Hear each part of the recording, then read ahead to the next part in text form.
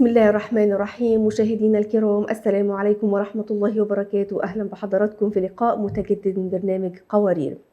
الصحة النفسية عند المرأة أو عند الفتاة مش مجرد حاجة أو حدث منفصل عن حياتها، لكن هو بيكون انعكاس مباشر لكل الضغوط اليومية وكل الأشياء المحيطة بيها في حياتها، سواء في البيت، سواء في الشغل، أو مع الجيران، أو مع الزملاء، أو مع الأهل.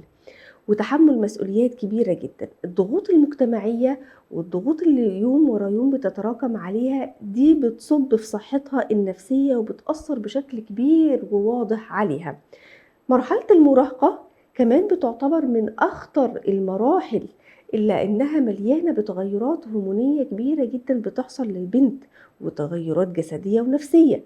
وده بيخلي كتير من البنات بيكونوا عرضة وأكثر عرضة للإصابة بالاضطرابات النفسية زي القلق والاكتئاب واضطراب الأكل. ومع الوقت كمان ممكن يكون في ضغوط أكتر بكتير عليهم نتيجة دراسة ثانوية عامة، عريس بابا مش موافق عليه، حاجات كتير جدا ممكن تدخلها في اضطرابات نفسية كبيرة جدا.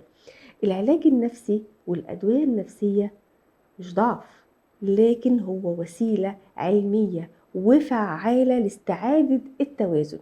زي ما الجسم لما بيتعب بيكون محتاج دواء، كمان العقل لما بيكون تعبان شوية ومحتاج مساعدة وقت الضيق.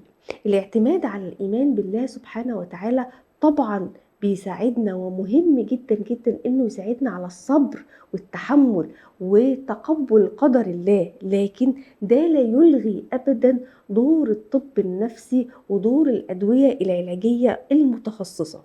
امتى نلجأ للعلاج النفسي وامتى نلجأ للأدوية ونروح لمتخصص نفسي؟ وهل فكرة سيبوا الأدوية محدش ياخد أدوية نفسية هتدخل في السكة دي هتضرك أكتر ما هتنفعك؟ محدش خد دواء نفسي وفلح، محدش خد دواء نفسي وتعالج. أو شوفي كل الناس بتعيش مدى حياتها على الأدوية النفسية وبيصابوا برعشة في الإيدين وعدم اتزان والأعراض الجانبية كلها تبقى سيئة جدا جدا. الجأ إلى الله سبحانه وتعالى، هو الشافي هو المعافي. طبعا هو الشافي هو المعافي، ولكن هل النظرية دي صحيحة علميا؟ هل فعلا أي حد مريض نفسي يترك العلاج النفسي والطب النفسي والعلاج النفسي ويلجأ إلى الله سبحانه وتعالى فقط؟ هل ده توكل ولا تواكل على الله سبحانه وتعالى؟ وهل في أمل حقيقي إن النساء والفتيات اللي بيصابوا ببعض الأمراض النفسية أو الاضطرابات النفسية إن يكون في أمل في شفاهم وترجع تعيش حياتها حياة طبيعية وجميلة وسعيدة وفرفوشة وبتخرج وبتتبسط مع أصحابها، ولا اللي بيدخل في اضطراب نفسي ما بيقدرش يطلع منه مدى حياته؟ إن شاء الله النهاردة في حلقتنا هنتكلم عن كل التفاصيل دي وهنجاوب على الأسئلة دي مع ضيفتنا اللي مشرفانا الدكتورة دعاء الاختيار، مستشار الصحة النفسية. السلام عليكم وأهلا ومرحبا يا دكتورة. اهلا بكم اهلا بكم يا ندى. اهلا وسهلا بحضرتك. الحقيقه النهارده والحلقه السابقه من الموضوعات اللي في غايه من الاهميه، لانها مش بتمس الجسد فقط، دي بتمس النفسيه وبتمس الروح. ولو ما الروح بتكون متعبه الجسد كله بيتعب. واقاويل كتير بتتقال، يمكن الامراض العضويه اسهل في علاجها من الامراض النفسيه.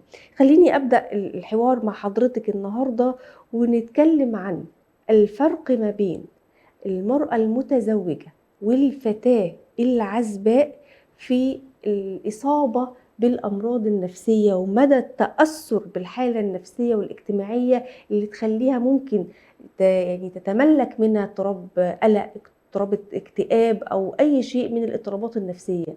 المتزوجة عن العزباء، إيه الفرق ما بينهم؟ بصي، خلينا الاول نوضح ايه هي الحاجات او الاسباب اللي ممكن تعمل اضطرابات نفسيه سواء للعزباء او للمتزوجه، وبعدين نقول يعني ازاي الفرق بينهم. نتعامل مع الحدث ده. اه. يعني بالنسبه للعزباء بتبقى بتعاني دايما من العزله، من الفراغ، من ضغوط المجتمع. الحاجات دي لوحدها هي الدوافع او هي المحركات اللي بتبدا، او البذره اللي بتبدا يتبني عليها الاضطرابات اللي تخصها.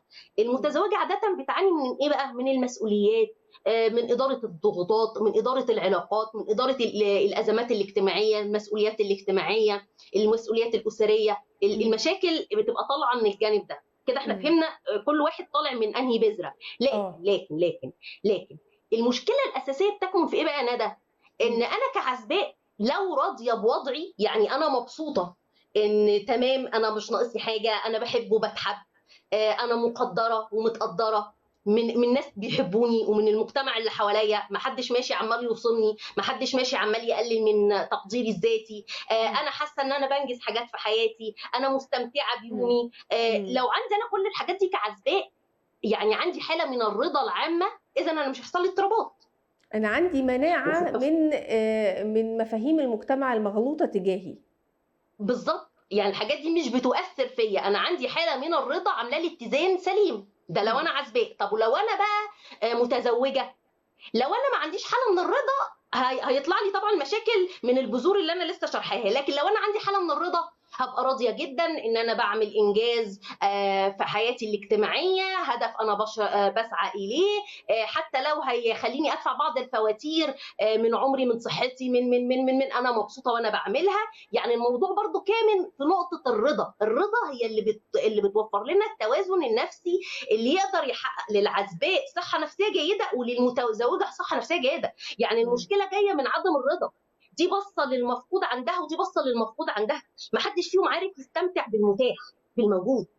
بس أوقات يا دكتورة بيبقى في وضع محيط سواء بالمتزوجة أو بالعزباء بيكون ضابط هي ما لهاش يد فيه، وفي صعوبة شديدة وضابط. جدًا، يعني مثلًا المتزوجة ممكن يكون قدرها زوج صعب جدًا، بيمد إيده عليها، بيشتمها، بيبهدلها، بخيل عليها جامد جدًا، فهتقول لِك أنتِ عايزاني أرضى بإيه؟ أرضى بحاجة أصلًا قمة الصعوبة في حياتي؟ صعب. البنت برضه ممكن يكون عندها أب بيأذيها، بيهينها، اتأخرت في سن الزواج مثلًا وعند البعض مش الكل، متضايقة كل ما حد يشوفها، ها مش هنفرح بيكِ، ها ما فيش حاجة جاية في السكة، طب وبعدين؟ ففي دي حاجات هم مش بإيديهم وغصب عنهم وصعب الرضا بيها. الرضا اللي أنا أقصده مش الكبت ولا الاستسلام، الرضا اللي أنا أقصده هو تغيير داخلي، يعني تغيير أفكاري أنا تجاه المؤثر الخارجي، تغيير داخلي أو تغيير خارجي. يعني مثلًا أنا مُعرّضة إن أنا مع زوج بيضربني كل يوم، يعني أنا أحاول إن يحصل تغيير خارجي، ما نفعش خلاص أنا إيه اللي يخلّيني أستسلم يعني، أستسلم أو أكبت ده جوايا. يعني ما فيش أي عُرف أو دين يسمح بإن أنا أعيش يعني كده طول الوقت يعني. اللي أقصده عشان نوصل للرضا لازم يحصل تغيير داخلي لأفكاري ومشاعري باستمرار عشان أوصل للرضا والاتزان، أو تغيير خارجي لو استلزم الأمر. يعني أنا اهم. باتعرّض مثلًا إن جارتي في الراحة وفي الجاية بتقول لي: "ها اتجوزتِ والّا لأ؟ ها مش هنفرح أيوه. بيك والّا لأ؟" ما اتعاملش بالضبط. معاها، إمم. ما هو حصل تغيير خارجي أهو، ما اتعاملش معاها. أو بدل ما هي تسألني أروح أنا أسألها مثلًا: "ها يا طنط هتعزمينا على الغدا إمتى؟ بنتِك هتتجوز والّا لأ؟" كده أنا حطيت إمم. الكورة في ملعبها، صح والّا آه. لأ؟ آه. آه. فكده أنا غيّرت برضه التغيير الخارجي. فما إمم. فيش حاجة اسمها إن أنا أقعد ولا أعمل تغيير داخلي ولا أعمل تغيير خارجي وأقول أستسلم، لأ طبعًا ما حد ده مش ده اللي إحنا نقصده ومش ده اللي إحنا بنقوله. اللي إحنا إمم. بنقوله لازم عشان نوصل للرضا وللاتزان النفسي أشتغل على نفسي باستمرار بتغيير داخلي أو تغيير إمم. خارجي. تمام. طيب حضرتك في الحلقة السابقة لمّا اتكلمنا عن الأسباب، قُلتِ من ضمن الأسباب هي بتكون أسباب نفسية أو أسباب اجتماعية محيطة السيدة أو محيطة بالفتاة، فبتأثّر عليها تأثير نفسي كبير. فخلّينا نتكلم بقى عن ضغوط الحياة اليومية، إزاي بتنعكس على الصحة النفسية للمرأة أو للسيدة وللفتاة؟ صحيح. أنتِ تعرفي يا ندى كل أمّا بيكون الفتاة أو الست مش عارفة نُقط القوة ونُقط الضعف عندها وفي العلاقات المحيطة القريبة منها، كل ما بتعرفش تتعامل مع الأزمات الحياتية اليومية والضغوط الحياتية اليومية، وبالتالي بتخش من اضطراب في اضطراب. وكل إمم. ما بتكون إمم. عارفة نقط القوة اللي عندها وإمكانياتها وقدراتها ومهاراتها، وعارفة كمان نقط الضعف بتاعتها، وعارفة نقط القوة في البيئة المحيطة اللي حواليها، الناس اللي بتقابلهم كل يوم، زوجها وعيالها، باباها ومامتها، الناس اللي بتشوفهم كل يوم دول، لو عارفة نقط القوة اللي عندهم ونقط الضعف، وعارفة نقط القوة والضعف في شكل العلاقات اللي ما بينها، الناس اللي بتقابلهم كل يوم دول، كل ما بتعرف تدير أزمات حياتها وضغوطها إمم. إمم. اليومية بشكل أحسن وأجود. آه. لو أنا عارفة أتعامل مع بابا حتى لو بابا دوّة مضطرب، مش هيعمل لي ازمه، ما انا عارفه اتعامل معاه. إمم. لكن طيب. انا لو مش فاهماه، حتى لو هو حد عادي، انا هعمل ازمه لان انا مش عارفه. اذا المعرفه بالذات او بالاخرين هي اول سلمه للتغلب على الضغوط اليوميه. إمم.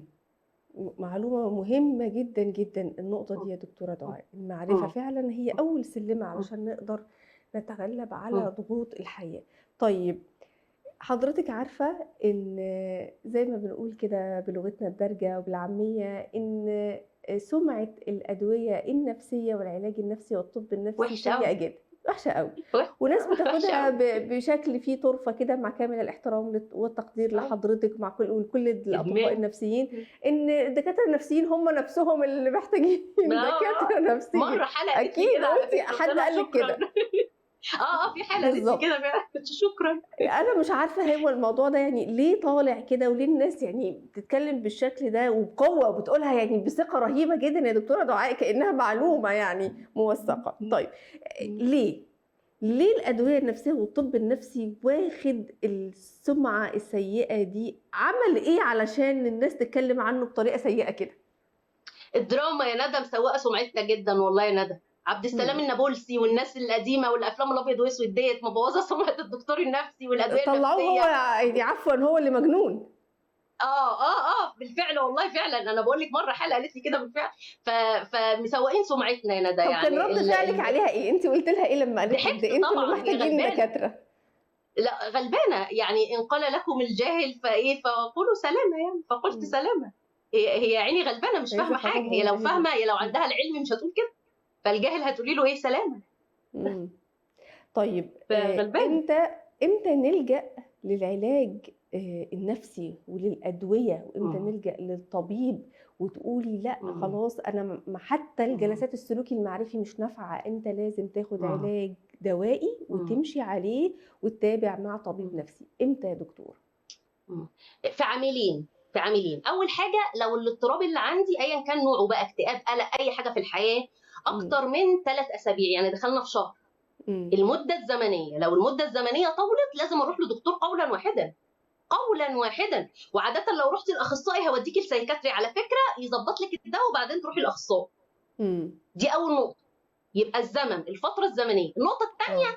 لو في هلاوس او ضلالات، هلاوس آه. سمعيه، هلاوس بصريه، هلاوس حسيه، يعني إمم. حاسه بحاجه، بيتهيأ لي إمم. حاجه، او ضلالات يعني ايه؟ يعني انا مؤمنه بفكره لا تمت للواقع باي صله. بأي صلة حاجة يعني من مثلا تأليفي مثلًا أو من انا خيالي. وانا مؤمنه بيها جدا، يعني انا مصدقاها وكانها إمم. حقيقيه وبجادلك إمم. فيها، وهي لا تمت للواقع باي صله. يعني مثلا جاي بقول لك ايه، ده انا اختي حاولت تقتلني. هي ما آه. حصلش، إمم. الحاجه دي إمم. ما حصلتش. إمم. لكن انا مؤمنه وعماله برهن لك واحلف لك واقول لك في مواقف وهو الموضوع ما حصلش. لكن دي ضلاله، يعني حاجه مش حقيقيه ولكني مؤمنه بيها. فلو أيوه. حصل ضلالات وهلاوس، قولا واحدا لازم دواء. قولا إمم. واحدا لازم دواء. لو في إمم. حصل خلل في جوده النوم، تمام. لازم برضو دواء. إمم.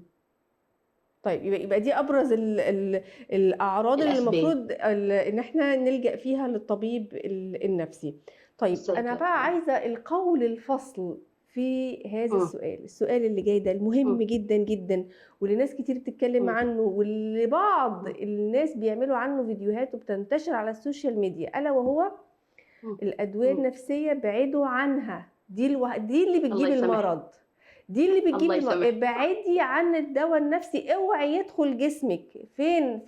فين إيمانك بالله، الله هو الشافي، مم. الله هو المعافي، الجأوا لرب العالمين، سيبوا أي أدوية نفسية وأي طب نفسي وصلوا وادعوا ربنا وعليكم بقيام الليل وقولوا يا رب.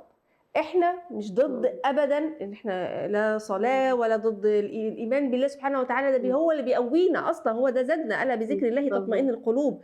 ولكن هل فعلا نترك الطب النفسي ونترك الادويه ونكتفي بس بالعلاقه بيننا وبين رب العالمين؟ يعني انا بناشد الناس اللي بتتكلم بالشكل ده واقول لهم، لو انت بطنك وجعتك ورحتي للدكتور وشخصك زايده، مم. هتروحي تصلي وتخلي الناس يدعوا لك وتروحي تعملي عمره عشان الزايده ما تنفجرش وتموتي، ولا هتروحي تعملي العمليه بتاعت الزايده؟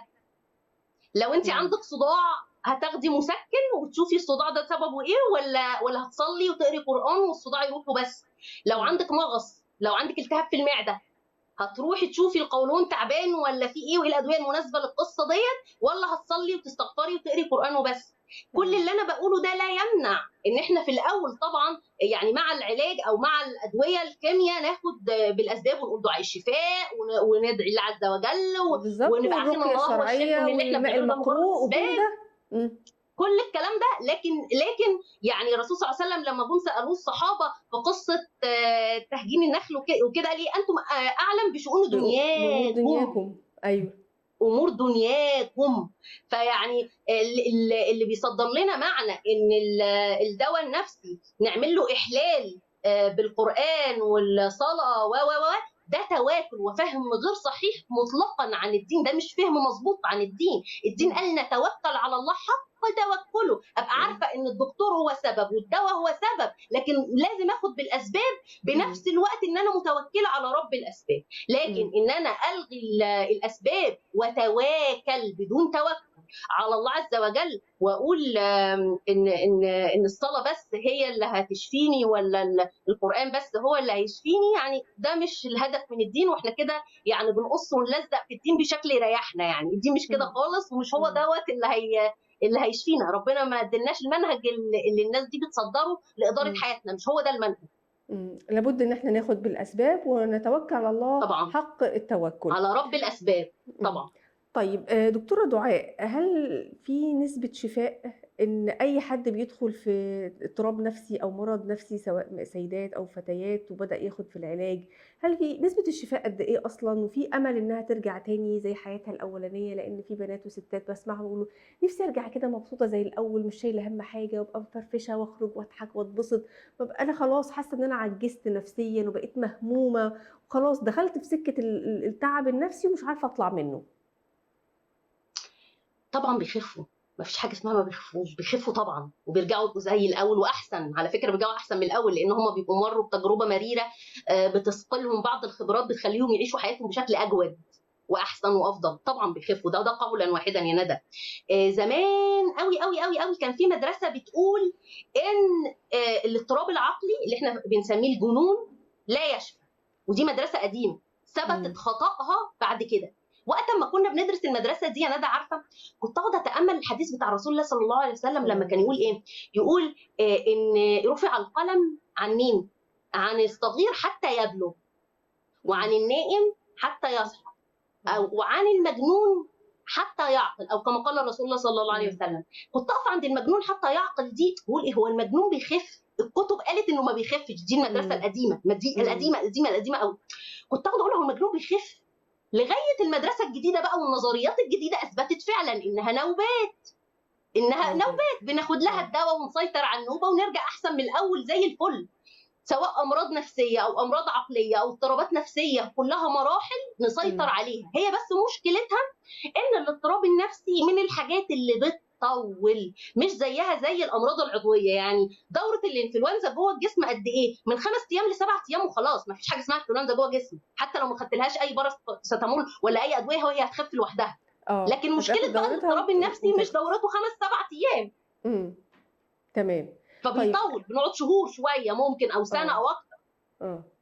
طب يا دكتورة لكن دعاء، بنخف إحنا قولا يعني واحدا. بندعو الله سبحانه وتعالى، يعني دي بُشرة خير وبُشرة أمل حلوة من حضرتِك إن لأ، ما الكلام اللي بيتقال إن بيدخل في مرض نفسي ده ما لا يُشفى منه، كلام غير صحيح لا علميًا ولا نفسيًا. طبعا أخيرًا، إحنا عايزين نعمل وقاية، الوقاية خير من العلاج، وقاية النساء والفتيات بما إنهما الأكثر عرضة للإصابة بالاضطرابات النفسية. إحنا بقى مش عايزين ندخل في ده خالص، أنا عايزة أعمل مناعة، عايزة آخد وقاية ليّا لأي اضطراب نفسي. اول حاجه نامي كويس. إمم. خلي جوده النوم بتاعك حلو، جوده النوم كويس. إمم. اعملي وقت سميه وقت شدي الفيشه. ايه الوقت بتاع شدي الفيشه ده؟ اللي هو وقت آه. ويك اند، وقت خلال اليوم. ده يبقى وقت كده خاص بيا، انا قاعده ما بعملش فيه اي حاجه، بنام، بحملق في السقف، بعد بلاط الارض، ما بعملش فيه اي حاجه، فاصله أيوه. الموبايل وانا ونفسي. أيوه. مهم قوي ان يبقى ليكي وقت خاص يوميا، ان شاء الله لو وقت بسيط، واسبوعيا بتاعك لوحدك. مهم جدًا إنِّك تكوني حريصة على الدعم الاجتماعي، خلّي في محيط قريبين مخلصين ليكِ، اتأكدي من ده، وابحثي اهم. عنهم هتلاقيهم، مش شرط يكونوا كتير، ممكن يكون 1 أو 2 كفاية، بس المهم إنه يبقوا آه. موجودين، لازم آه. يبقى في دعم اجتماعي مخلص حواليكِ أنتِ عارفاه. تمام. مهم جدًا، مهم جدًا، جدًا، جدًا إنِّك أنتِ تشتغلي على نَفْسِك باستمرار، يعني تطوّري من نَفْسِك باستمرار، لإن الإصدار القديم منِّك لو أنتِ قاعدة ثابتة عليه هتُقعي، هتُقعي من غير إمم. أي حاجة، ليه؟ لإن العالم لوحده متغيّر حواليكِ، كل حاجة حواليكِ بتتغيّر، كل اللي حواليكِ بيتغيّر، مشاعرهم وخبراتهم وأفكارهم، المجتمع والعالم كُلّه بيتغيّر، الأرض بتتغيّر، الكون بيتغيّر، فأنتِ كمان لو ما واكبتيش التغيير لوحدِك هييجي لِك اضطرابات، فأنتِ لازم تكوني مواكبة للتغيير، والتغيير مش شرط إنِّك أنتِ تطلعي القمر، ممكن إمم. تكون تغييرات بسيطة، إنجازات بسيطة، تكوني حريصة عليها ومستمتعة بيها وممتنة ليها يوميًا. إمم. تمام. حاولي إن وأكيد يكون طبعًا ليكِ اللجوء إلى رؤية رب العالمين عشان الناس ما تقولش أنتم مطلّعين الله سبحانه لسه وتعالى هاقول من الحسابات خالص. لسه هاقول آخر نقطة، إن لازم يكون عندِك غايات، يعني يكون ليكِ رؤية، كل أمّا بيكون غاياتِك سماوية يعني أنا عندي غايات باسعى ليها، مش عايشة اليوم بيومه، مش عايشة عشان آكل واشرب واتجوز وبس، لأ، إمم. أنا عندي غايات، في عندي أهداف ومبادئ، وثابتة كده وعاملة لي أركان في شخصيتي بتحميني من أي إيه، اهتزازات أو زلازل بتعمل لي أزمات يومية أو حياتية. تمام جدًا. أنا باشكر حضرتك في النهاية دكتورة دعاء الاختيار مستشار الصحة النفسية على وجودِك معانا، تحت أمرِك. شرفتينا وأفدتينا، وندعو الله سبحانه وتعالى بالشفاء والاستقرار النفسي والبدني وكل شيء لكل الفتيات ولكل النساء ولكل القوارير. الصحة النفسية للمرأة أو الصحة النفسية للبنات مش رفاهية لكنها هي أساس قدرتها على مواجهة ضغوط الحياة، وإنها تقدر تقوم بدورها في بيتها وفي مجتمعها وفي أسرتها. الحقيقة إحنا محتاجين إن إحنا نكون داعمين لبعض في أي مواقف إحنا نحس إن إحنا صاحبتي دي واضح إنها متضايقة شوية، جارتي دي محتاجة حد يكون جنبها، لازم نكون داعمين لبعض، لإن الأمراض النفسية بتكون يعني صحيح ليها يعني بتُشفى وزي ما الدكتورة قالت، ولكن صاحبها بيعاني وبيبقى تعبان ومحتاج اللي ياخد بإيده.